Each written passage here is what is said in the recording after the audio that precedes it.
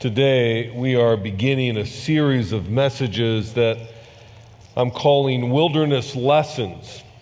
And what we're going to be doing over the next 4 weeks is we're going to be looking at a number of individuals from the Old Testament who went through what you might think of as a wilderness experience. Now, when you read the scriptures, you discover that there's an actual location called the wilderness. Jesus himself wandered through the wilderness. John the Baptist spent time in the wilderness. Elijah the prophet, Ruth, Naomi. We could go on and on of the biblical characters who themselves went into a location called the wilderness. But we also understand it more metaphorically as a place of difficulty, a time that you and I can be within the wilderness, a wilderness of despair or rejection or fear. And so as I use the terminology, the wilderness, especially in light of biblical characters, we're using it more in the metaphor of the difficulties they've experienced. Now, why are we doing this? Well, because we can relate with people like this. We all have times of difficulties. We all have times of fear. We all have times that we would best describe as a wilderness time. Well, what we're going to do is we're going to see how God works his will through those wilderness experiences. Today, what we're going to do is start with a man named Joseph. Now, not Joseph, the earthly father of Jesus. We spent a number of weeks unpacking that during the Christmas season. No, I'm talking about the Joseph of the Old Testament. He lived 1,800 years before Christ. He's the son of a man named Jacob. Jacob is also known as Israel in the Old Testament. Jacob had 13 children, 1 daughter, 12 sons. These are the 12 sons of Israel. Joseph was the second son of those 12. The story begins in Genesis 37. It continues all the way through Genesis 50. 13 chapters make up the story of Joseph. And so let me just start with a caveat. We're going to cover all 13 chapters this morning. There is no way we're going to be able to dive deep into some of the details, but we are going to look at the stages of Joseph's life. So you're going to have to hold on, and you're going to have to read quickly, and you're going to have to follow carefully. But we're leading towards a conclusion, and the conclusion is going to be worth the effort of the study. Keep that in mind.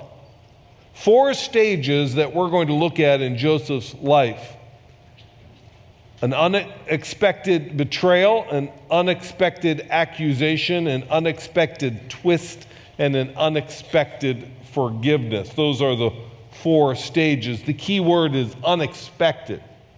And isn't that like a wilderness experience? We don't anticipate a wilderness experience. It's usually unexpected. I had a professor in college who would often say that tragedy is just a phone call away. Isn't that true? I mean, how many times has your life changed in a moment? You learn of a piece of information, you receive a phone call, and immediately it's as if you're thrust into the wilderness. That's what we're going to see in Joseph's life. These were unexpected stages that often led him further and further into a wilderness experience. Let's begin by looking at stage 1, was what I call an unexpected betrayal. Now, we're going to start in Genesis 37, but we're not going to spend a lot of time there. Genesis 37 begins the story. I'm going to begin in verse 1 and give you an overview of what we're looking at, but it doesn't take long until we're into the thick of the plot of this unexpected betrayal. I'm in chapter 37. Let's begin in verse 1. Jacob lived in the land of his father's sojournings in the land of Canaan. These are the generations of Jacob. Joseph, being 17 years old, was pasturing the flocks with his brothers. He was a son with He was a boy with the sons of Bilhah and Zilpah, his father's wives. And Joseph brought a bad report of them to their fathers. In other words, Joseph's a tattletale. Now Israel, which is another name for Jacob, loved Joseph more than any of his other sons, because he was the son of his old age. And he made him a robe of many colors. But when his brothers saw that their father loved him more than all his brothers, they hated him and could not speak peaceably to him. Now, already we're starting to see some of the family dynamics in this passage, aren't we? Right away we see he's the favored son, and you have to ask yourself, how did he know he was the favored son? Because his father told him he was the favored son. Now, I have 3 children, and there have been times when my children will snuggle up against me and they will say, Dad, tell me, do you love me more than? Now, a wise parent will handle that carefully, and what do we normally say? We normally say, no, I love you all the same, I just love you differently, right? Well, not Jacob. Jacob comes right out and he says to Joseph, I love you more than all your other brothers, and I'm going to give you a special gift. I'm going to give you this beautiful colored coat. Well, Joseph exploits the family dynamics, and he makes sure everybody knows he's the favored son. And so his brothers can't stand him. Can you blame him? But it goes even deeper than that. Joseph has a dream.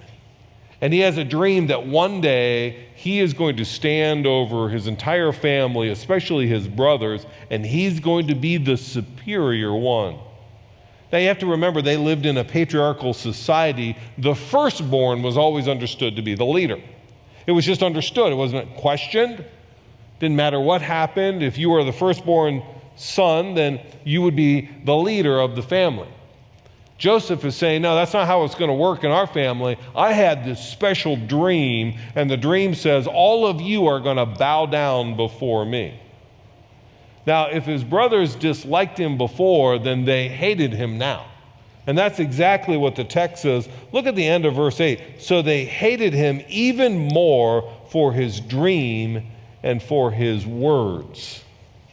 Now, his brothers are told by their father they needed to go take the sheep and go on a 50-mile journey to find green pasture. Joseph didn't have to go. Why? Well, because he was the favored son. But these other brothers, the sons of Jacob, take the sheep and they travel 50 miles. They're in Canaan, in what is called the wilderness, up to a place called Shechem. Now we have a map here, so here's Canaan. They travel all the way up to Shechem and then make another little turn to a place called Dothan. Now why do they go here? Because all this area here and then an area off the map is what's called the Fertile Crescent. Remember, they lived in a wilderness environment. They had to move their livestock to a place that they could feed, they could fatten them before then they would shear them or before they would slaughter them for food. And so they're taking them up to this place called the Fertile Crescent. Now, it would not have been an easy journey. But remember, Joseph didn't have to go. So all the brothers do the hard work. And then Jacob says to Joseph, you know what I'd like you to do? After all the work is done, I'd like you to go and just discover what your brothers are doing. See if everything's working out, and then bring a report back to me. In other words, you get the easiest of the jobs. You just ride up there, find out what your brothers are doing, and then turn around and you come back. And so Joseph takes off to go find his brothers, and we pick up the story in verse 17 of the same chapter. Look at it with me. So Joseph, I'm going to be towards the back end of 17. So Joseph went after his brothers and found them at Dothan. And they saw him from afar, and before he came near to them, they conspired against him to kill him. Now you understand the level of the family dynamics.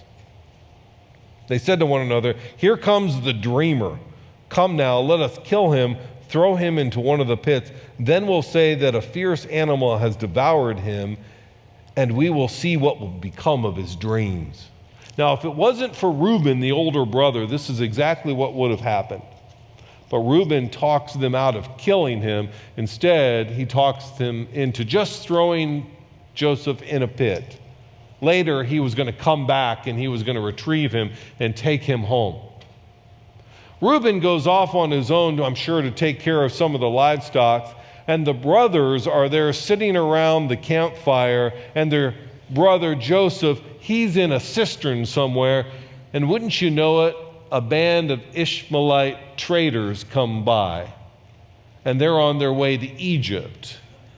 And the brothers decide to conspire together and to sell Joseph into slavery. And so they pull him up out of the pit and they sell him to this group of Ishmaelite traders heading to Egypt. Now, stop for just a moment. I want you to imagine how Joseph is feeling at this moment.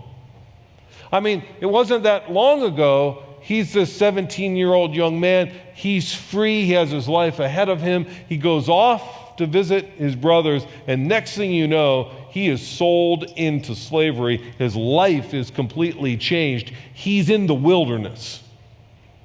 What would you expect Joseph to be saying at this moment? God, where are you? Where are you, God? But you know what's interesting? All throughout this story, we're going to find a reminder exactly where God is. That God is with Joseph, even in the midst of his wilderness. You see, it's these little nuggets of truth in this story that I would encourage you to go and search out for yourself. This is too broad of a story to find all of these, but let me just mention that one. That what you're going to discover time and time again in this story is God is never far away from Joseph in his wilderness experience. And what does that say about our God when you are in your wilderness experience? You might feel like saying, where are you, God? But he's never far away. Now the story continues. The Ishmaelites traders go on into Egypt, and they end up selling him to the wife of a high-ranking officer in Pharaoh's court, a man named Potiphar. Now we come to the second stage in Joseph's life. Stage 2, what I would coin as the unexpected accusation. An unexpected accusation. Now I'm in Genesis 39, and I'm going to pick it up at verse 3. He's sold into this Egyptian home, and his master, verse 3, saw that the Lord was with him, and that the Lord caused all that he did to succeed in his hands. So Joseph found favor in his sight and attended him and made him overseer of his house and put him in charge of all that he had. Now imagine that. Here, Joseph sold into slavery, now sold into the home of Potiphar, a positioned man in Pharaoh's court. And because the Lord is with him, he begins to bless him, and he begins to bless that family. And Potiphar entrusts him more and more to all that he has in running of his household. But here's an interesting twist of the story. It's at the end of verse 6. It says, "Now Joseph was handsome in form and appearance." Now, why is that important? Because Joseph catches the eye of Potiphar's wife. And throughout the next several paragraphs, we find that Potiphar's wife begins to make advances on this young Hebrew man who is, in all intents and purposes by the text, handsome in form and appearance. Now, you got to put yourself in this place for a moment. Here's a young 17-year-old far away from home in a situation he didn't expect. His blood runs hot through him. His hormones are raging, and here's a woman who's making advances towards you. What would you do? Joseph is so righteous that he repels from those advances time and time again, until one time he wanders into the house and none of the other servants are there, and she attacks him. And it is a moment where he has to make a quick decision. And as she grabs him, he turns out of his garment and runs, and she's left holding onto his clothes.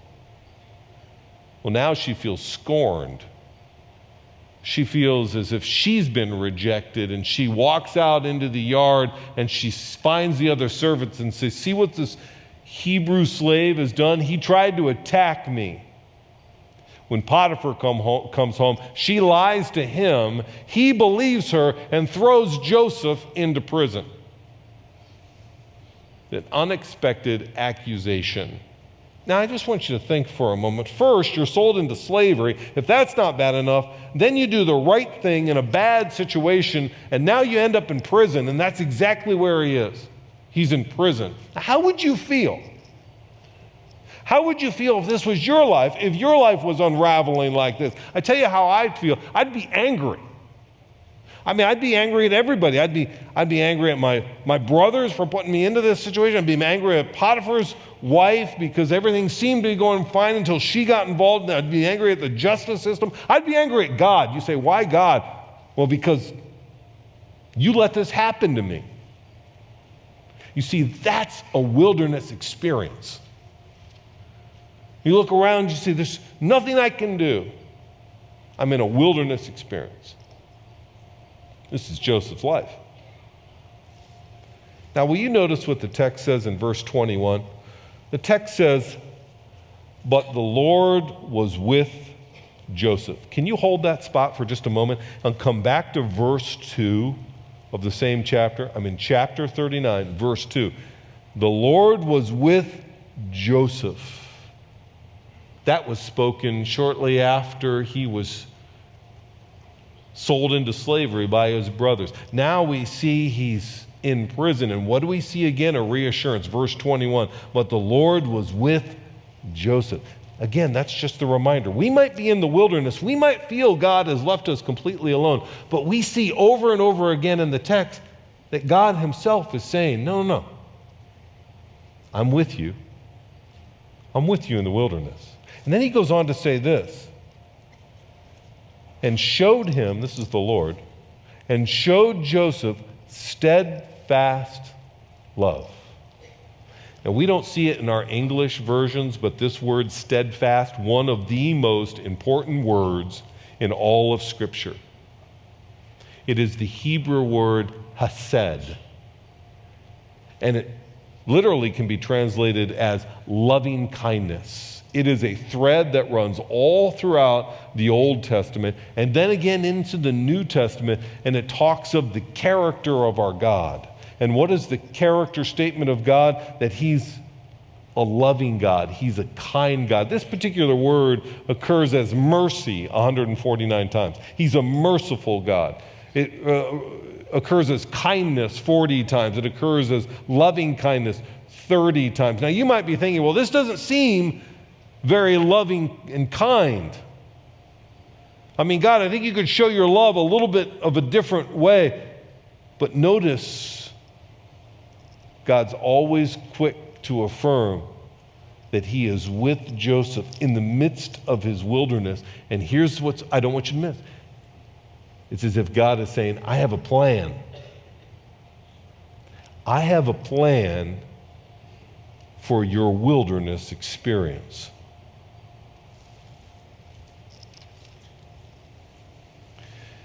Stage 3, for a lack of better words, I've called this an unexpected twist. You know, every good story has a twist. Every good story has a building plot line. And every good story, just when you think it's going a certain direction, it turns on you. That's what makes this ancient story so lovable and so memorable. You realize that people have been telling this story for literally thousands of years? And it should be no surprise to us that it has survived through many twists and turns, and it finds its way into God's Word. More so than that, we find that it builds and builds to the point of God's truth. You see, what we have here is a twist in the plot. Joseph's in prison. Now, you would think that if you're in a foreign prison, your life's over. But that's not how God works. Would you turn over with me to chapter 40? Notice this. It says, sometime after this. After what? After being thrown in prison. The cupbearer of the king. Now, a cupbearer was one who would drink the cup of liquid, juice, wine, drink, prior to the king to ensure that it wasn't poisonous. That's what it means to be a cupbearer. Sometime after this, the cupbearer of the king and the baker committed an offense against the Lord, the king of Egypt. And Pharaoh was angry with the two officers and the chief cupbearer and the chief baker, and he put them in custody in the house of the captain of the guard in the prison where Joseph was confined. And the captain of the guard appointed Joseph to be with them, and he attended them. He continued for some time in custody. Now, isn't this just like our God weaving the details of life together? Well, the detail is about to take a twist. Because what we find is that the dreamer, Joseph, becomes the interpreter of dreams. The cupbearer and the baker have this strange dream. And they each have their own dream, and it's filled with all kinds of imagery, and they can't understand it. And so they're talking to Joseph. Remember, they're in this confined area. They're in prison. They're talking to Joseph about this dream, and Joseph says, I think I can interpret your dream. The cupbearer starts by saying, I had this dream about a vine. It was the strangest thing. The vine then kind of split into 3 vines, and then after a while, it blossomed. Well, Joseph said, well, I think I understand what that means. Those 3 vines represent 3 days. That blossoming represents that in 3 days, Pharaoh's going to change his mind, and he's going to release you. Now, the chief baker, he gets excited, and he says, you know what? I had a dream kind of like that. It's very similar. But instead of 3 vines, I had this 3 baskets, and these 3 bread baskets. And that out of the baskets were animals, and they were eating that which was out of the basket, and the baskets were on my head. Can you tell me what that means? Joseph says, well, I'm afraid your dream is a little bit different. In 3 days, you're going to be lifted up and hanged. Those baskets represent your head, and the animals are going to eat out of your head, out of your body. He didn't quite have the same fortune as the cupbearer. Now, if you were either of these two, what would you be doing? You'd be waiting to see if this was coming true. If you were the cupbearer, you were wringing your hands thinking, this might be in great favor. I'm just a day away from release. If you were a baker, you would be doing the opposite. You'd be wringing your hands in fear, thinking, I'm a day away from death. What's going to happen? Well, sure enough, it comes true exactly like Joseph says. The chief baker is hanged. He dies. The cupbearer goes back to work for Pharaoh. Now, Joseph says to the cupbearer on his way out, would you remember me and speak to Pharaoh for me? But the cupbearer forgets, and Joseph stays in prison another 2 years. His wilderness experience might have come to an end if the cupbearer would have remembered. That wasn't God's plan.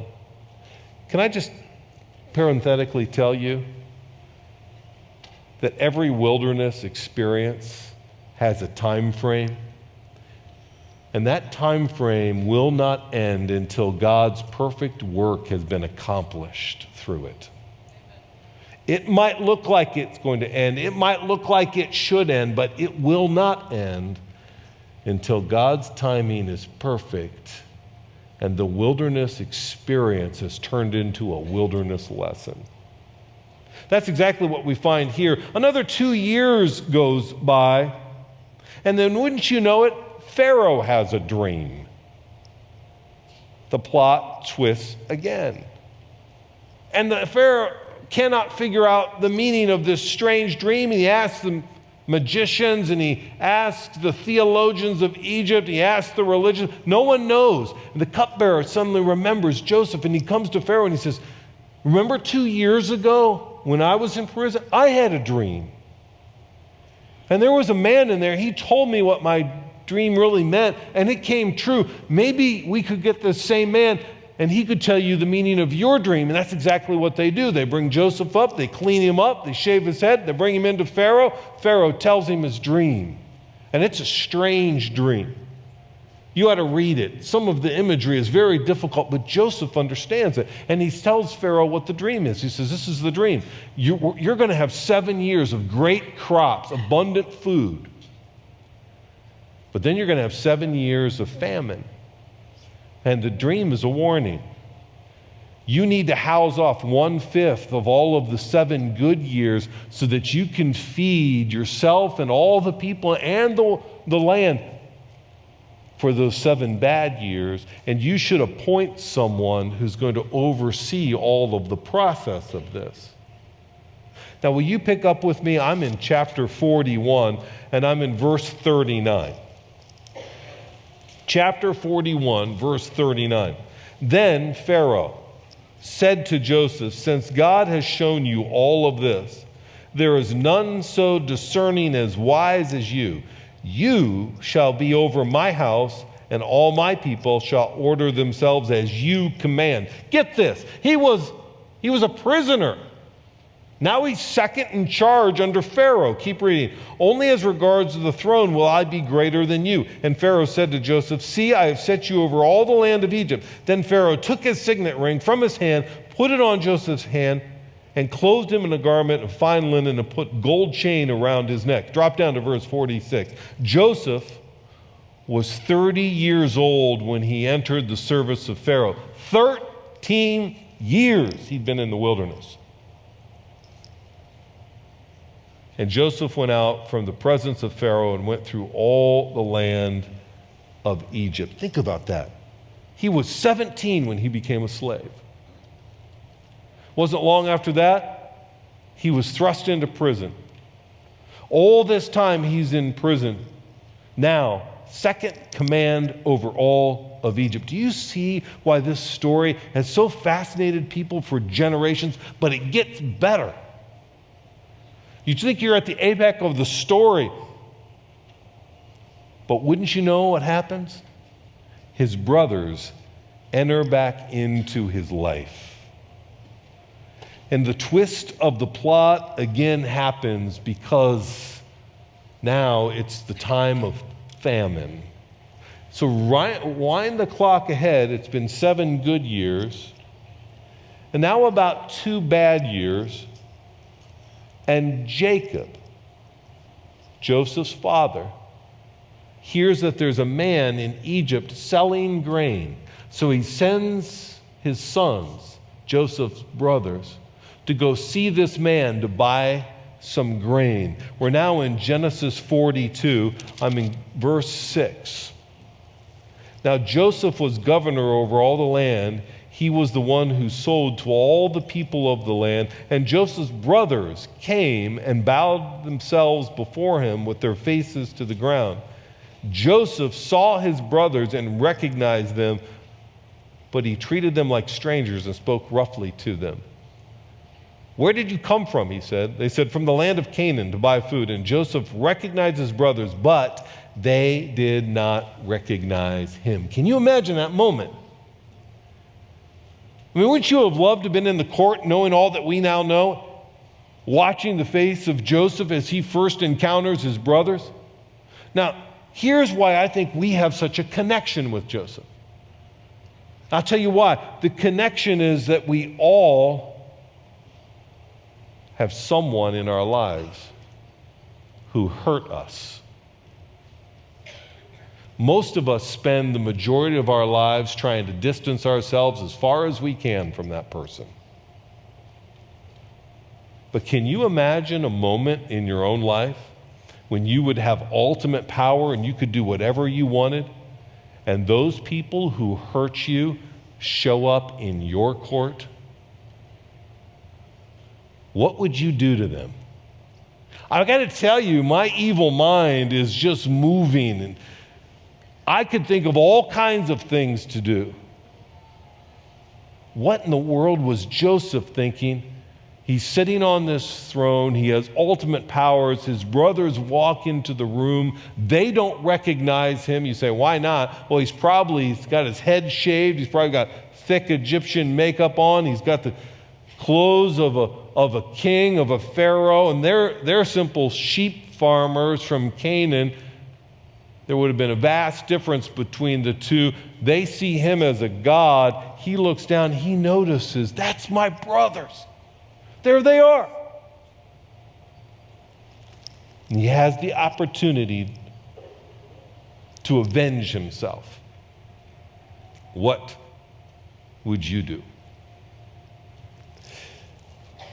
I want to encourage you to read chapters 42 through 45 this afternoon. We don't have time to go through all the twists of the details, but we now enter into stage 4 of Joseph's life. We've been through an unexpected betrayal, an unexpected accusation, and the unexpected twists of the plot back and forth. Now we come to the 4th stage, and I call this stage the unexpected forgiveness. Joseph, in my mind, does somewhat of the unthinkable. He does not execute them. He does not enact a sense of justice. He does not try to right a wrong. He invites his brothers over to his home for dinner. And in the midst of this dinner, his emotions overwhelm him to the point where he reveals to these men who he really is. Let's read it. Turn over just a couple pages. Genesis chapter 45. That's where we pick the story up. Then Joseph could not control himself before all those who stood by him. And he cried, "Make everyone go out from me." So no one stayed with him when Joseph made himself known to his brothers. I'm in verse 2. And when he wept aloud, so that the Egyptians heard it and the household of Pharaoh heard it, then finally Joseph said to his brothers, "I am Joseph." And what's the first question that he has for them? Is my father still alive? All these years he's wondering, is my father alive? But his brothers could not answer him, for they were dismayed. You better believe they were. Can you believe that? I mean, imagine being the brothers of Joseph, and they all of a sudden, all of the memory, throwing him in the pit, telling your father that his son had been ravaged by animals, making up this strange story all these years without him. Now you're in the courtroom of the most powerful man in the world, and he's your brother? I mean, all I could think if I was in their shoes is that my life has come to an end today. He asks about his father, recognizing that his brothers don't know him. He says, "Come near to me, please." He wants them to recognize him. And they came near, and he said, "I am your brother Joseph, whom you sold into Egypt. And now do not be distressed or angry with yourself because you sold me here."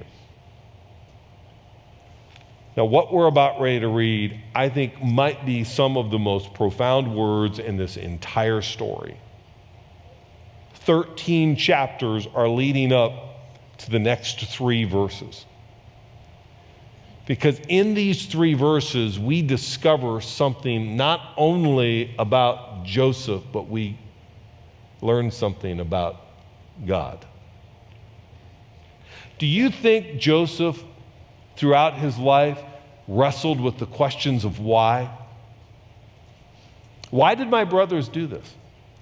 Why was I sold into Potiphar's house? Why then did I get thrown into prison? Why did I get pulled out of prison and now made the second in command? Why?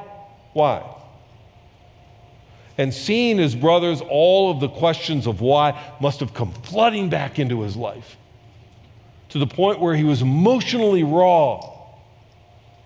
But what we're about ready to read in these next 3 verses is that somewhere along those journeys of why, Joseph discovered the answers. And he became at peace with what he learned.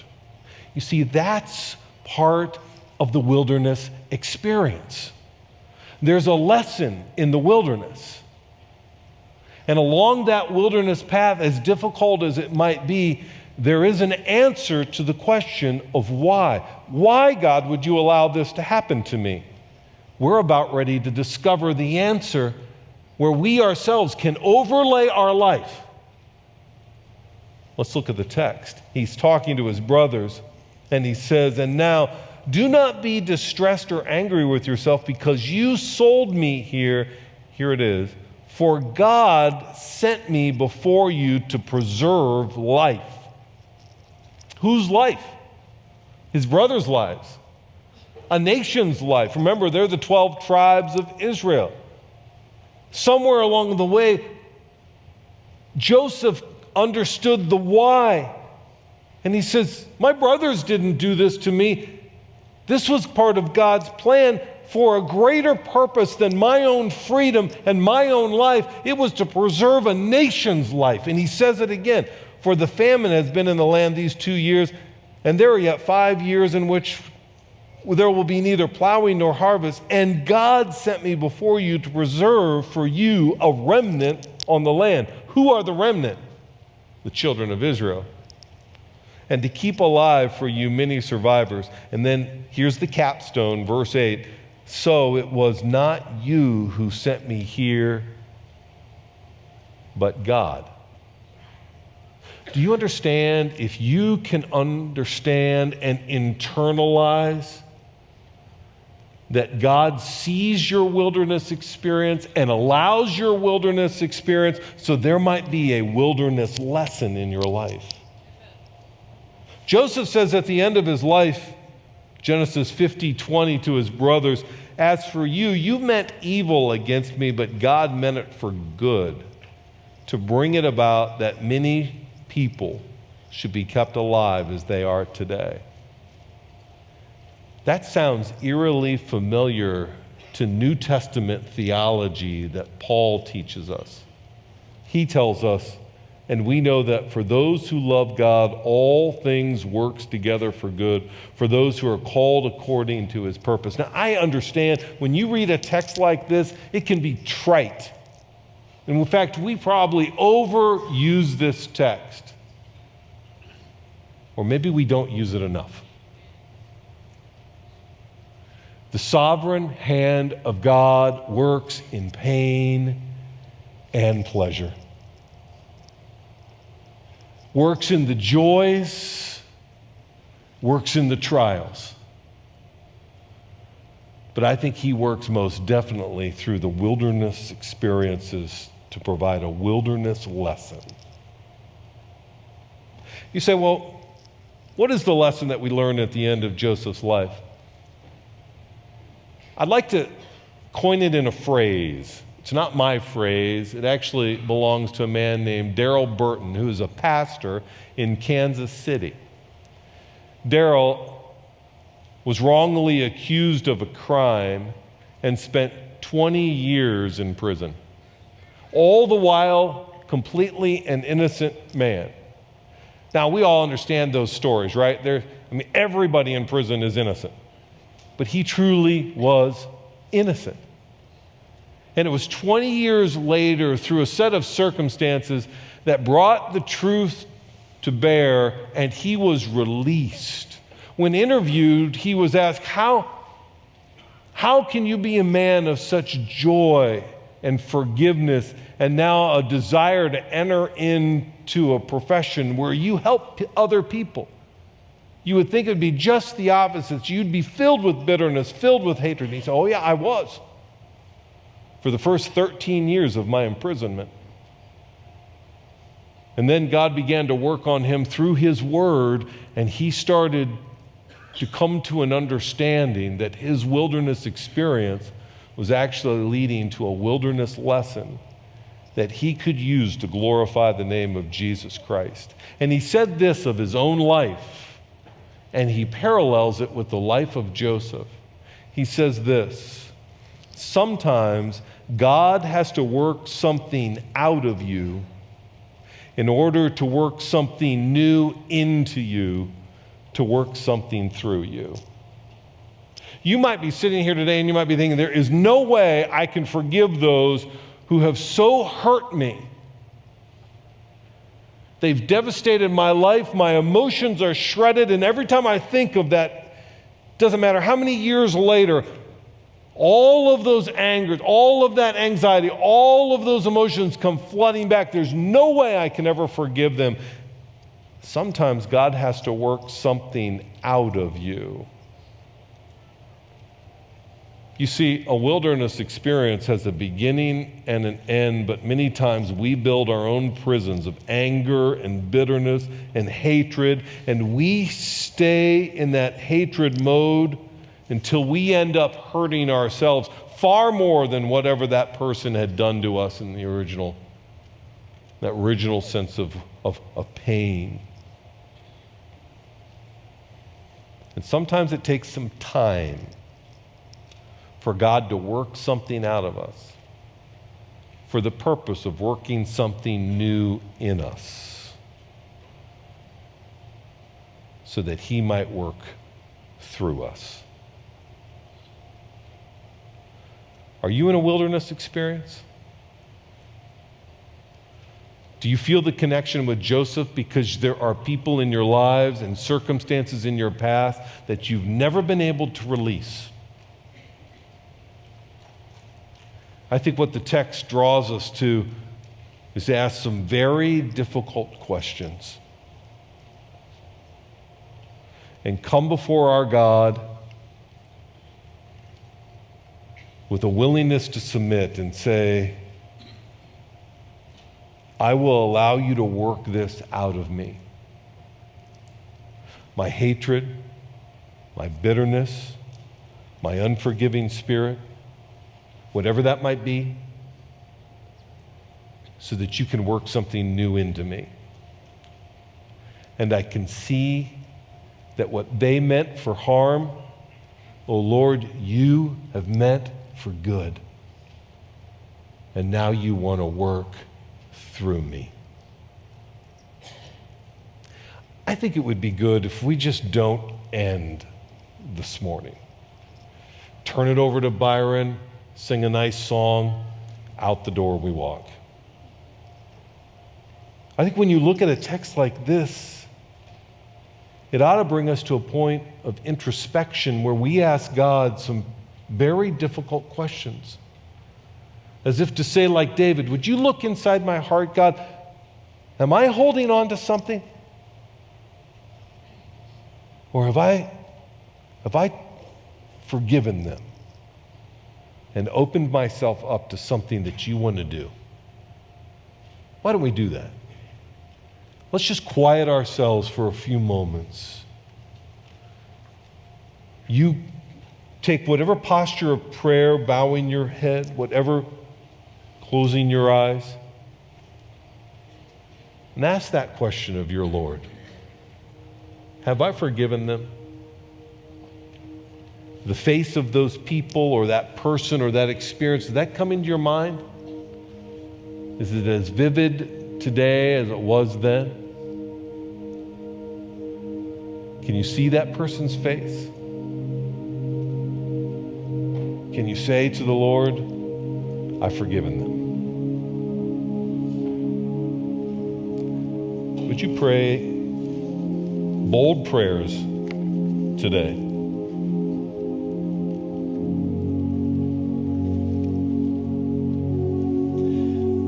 Father, as your people are praying, I ask that you would not stir motions of hatred, feelings of revenge, bitterness. By your Spirit, flood us with that spirit of forgiveness. willing to walk through the wilderness, all of its pain, all of its heartache, knowing that it was in this experience you're working something out of us. And then would you work something good and new and fresh in us, so that you ultimately might work through us for the glory of Jesus Christ. This has been a message from The Chapel in Akron, Ohio. For more information about The Chapel, or to listen to more of these types of life-applicable messages, please go to our website at thechapel.life.